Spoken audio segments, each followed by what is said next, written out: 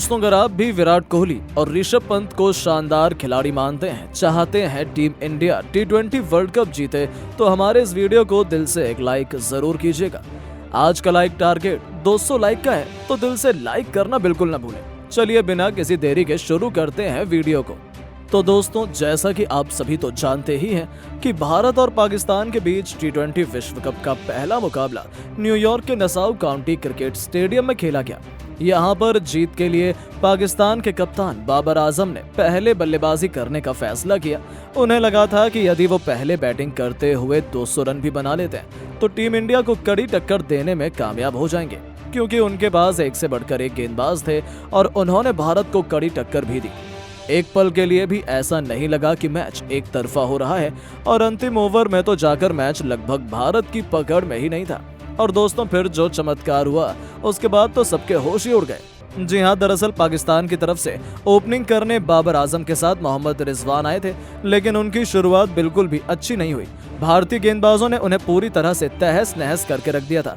ऐसा लगा कि टीम इंडिया तो अभी से जीत गई, लेकिन फिर अंत में भारतीय गेंदबाजों की बेरहमी से कुटाई करते हुए पाकिस्तान ने हमें 208 रनों का लक्ष्य दिया और पूरा मैच का पासा ही पलट कर रख दिया, जिसमें बाबर आजम और फखर जमान ने अच्छी बल्लेबाजी की, जिसकी बदौलत पाकिस्तान हमारी टीम के सामने 207 रन बनाने में कामयाब रहा।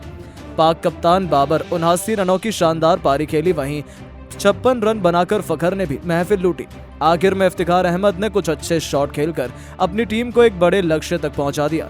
हालांकि एक समय तो ऐसा लगा था कि पाकिस्तान 150 रन भी नहीं बना पाएगी, क्योंकि केवल 15 रनों पर ही टीम इंडिया ने उनके 3 बल्लेबाज ढेर कर दिए थे। लेकिन फिर बाबर और फखर जमान ने अपनी टीम को संभाल लिया और इतने बड़े स्कोर तक पहुंचा दिया। भारत की तरफ से जसप्रीत बुमराह ने अपनी लाजवाब गेंदबाजी से तहलका मचाते हुए सबसे अधिक 5 सफलताएं हासिल की।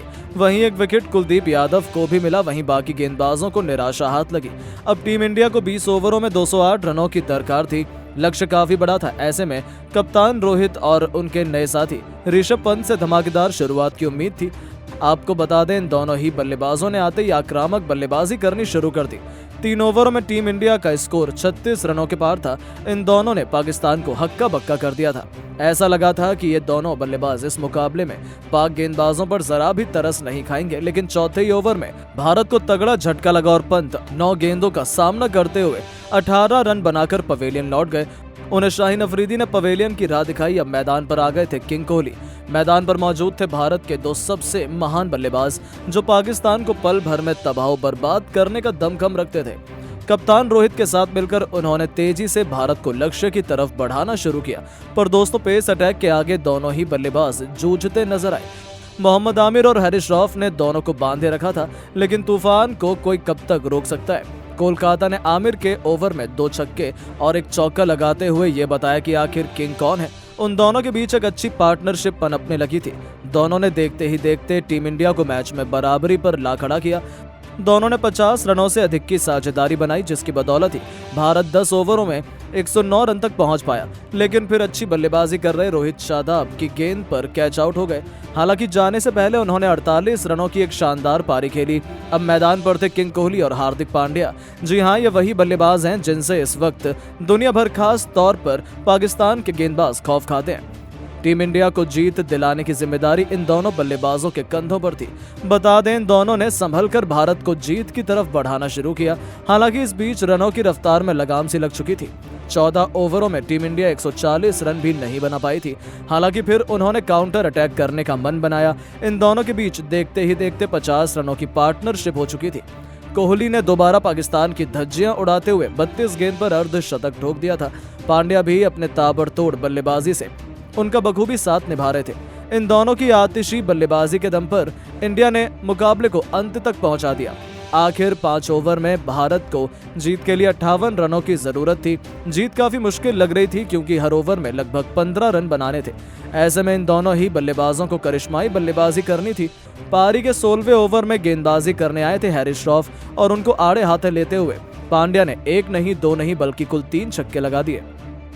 जी हां, पांड्या ने हैरिस के इस ओवर में 3 छक्के जड़कर कुल 19 रन बटोरे। यहां से प्रशंसकों को ये लगने लगा कि अब इस मुकाबले में टीम इंडिया जीत सकती है।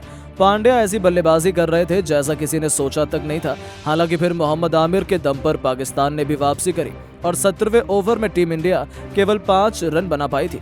अब बारी थी किंग कोहली की। 18वें ओवर में गेंदबाजी करने आए थे पाकिस्तान के सर्वश्रेष्ठ तेज गेंदबाज शाहीन अफरीदी, और फिर क्या था, कोहली ने इस ओवर में अपनी क्लास दिखाई। अफरीदी ने कोहली को स्लोअर बॉल डाली और यहां उन्होंने कर दी बड़ी गलती, क्योंकि विराट को खराब गेंद डालना, वो भी उस समय जब विराट बाउंड्री का इंतजार कर रहे हो, किसी भी गेंदबाज को काफी महंगा पड़ सकता था। अफरीदी को उस गेंद को विराट ने सीधे स्टेडियम पार मारा। इतना ही नहीं, शाहीन अफरीदी के इस ओवर में 2 चौके और 1 छक्का लगाते हुए विराट ने कुल 18 रन बना डाले। भारतीय टीम तेजी से लक्ष्य की तरफ अग्रसर हो गई थी। अब भारत को आखिरी 2 ओवरों में जीत के लिए 25 रनों की दरकार थी, लेकिन पारी के 19वें ओवर में गेंदबाजी करने आए राफ ने केवल 6 रन ही दिए। जी हां, इस ओवर में दोनों ही बल्लेबाज कुछ खास नहीं कर पाए और भारत को आखिरी ओवर में जीत के लिए 19 रन बनाने थे। पाकिस्तान के सबसे खतरनाक गेंदबाज शाहीन अफरीदी आखिरी ओवर डालने के लिए आए और उनकी पहली ही गेंद पर विराट ने शानदार चौका लगाया। अब आखिरी 5 गेंदों में जीत के लिए 15 रन बनाने थे। अभी भी जीत काफी दूर नजर आ रही थी, लेकिन अफरीदी की दूसरी गेंद पर भी विराट ने एक और चौका लगा दिया। अब आखिरी 4 गेंदों में 11 रन रह गए, लेकिन तीसरी गेंद पर शाहीन अफरीदी ने वापसी की और केवल 1 रन दिया। अब कुनफू पांड्या स्ट्राइक पर आ गए। अब 3 गेंदों में बनाने थे 10 रन। अफरीदी की चौथी गेंद पर हार्दिक ने एक्स्ट्रा कवर के ऊपर से शानदार छक्का लगाया। 2 गेंदों में 4 रनों की जरूरत थी। टीम इंडिया की जीत आसान लग रही थी, लेकिन वर्ल्ड क्लास गेंदबाज शाहीन अफरीदी ने वापसी की और एक ऐसी खतरनाक बाउंसर डाली जिस पर पांड्या कुछ खास नहीं कर पाए। दोस्तों, अब 1 गेंद पर 4 रन बनाने थे। स्ट्राइक पर थे हार्दिक। प्रशंसकों को उम्मीद थी कि वो भारत को जीत दिला देंगे। आपको बता दें, शाहीन अफरीदी ने इस पर परफेक्ट यॉर्कर डाली। ऐसा लगा था कि पाकिस्तान जीत गया, लेकिन फिर हार्दिक के बल्ले से बिजली कौंधी। माही के अंदाज में उन्होंने मिडॉन के ऊपर से ऐसा हेलीकॉप्टर शॉट जड़ा कि गेंद देखते ही देखते हवा में कब गायब होकर स्टेडियम के पार चली गई, पता ही नहीं चला।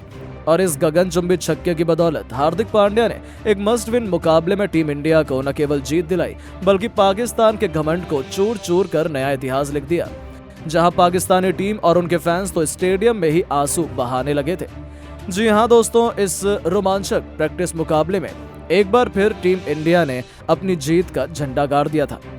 जहां किसी ने सपने में भी नहीं सोचा होगा कि पाकिस्तान की टीम इतना बुरा हाल कर देगी, वो भी उस समय जब पाकिस्तान ने इतना बड़ा स्कोर खड़ा कर दिया था और पाकिस्तान के गेंदबाजों को एक्सपोज करके टीम इंडिया ने रख दिया।